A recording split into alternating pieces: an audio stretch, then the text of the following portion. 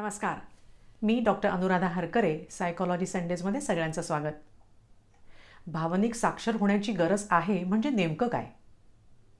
मी जर तुम्हाला आता विचारलं की या क्षणी तुम्ही कोणत्या भावनांचा अनुभव घेत आहात, तर काय सांगाल? सुट्टी आहे, घरी आहे, छान वाटतंय, काही विशेष नाही, किंवा कोरोनाच्या बातम्या ऐकून स्ट्रेस आलाय, असं काहीतरी?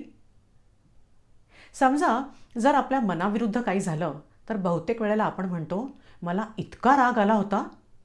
म्हणजे बस स्टॉपवर बसची वाट बघत असताना ड्रायव्हरने बस थांबवली नाही तरी राग येतो. वडिलांनी मित्रांसमोर रागवलं तरी राग येतो. घरी भावाला काम न सांगता आईने आपल्याला काम सांगितलं तरी राग येतो. परीक्षा पोस्टपोन झाली असं कळल्यावर देखील राग येतो. आणि गर्लफ्रेंडला प्रपोज केल्यावर जर तिनं नकार दिला तरीही रागच येतो. म्हणजे सरसकट राग ही एकच भावना अनुभवतोय का, असं वरकरणी वाटतं. आणि इतरही भावनांच्या बाबतीत बऱ्याच वेळेला असं होत असतं.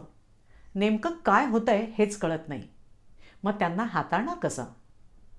त्यासाठी विविध भावनांची नावं माहिती असायला हवीत.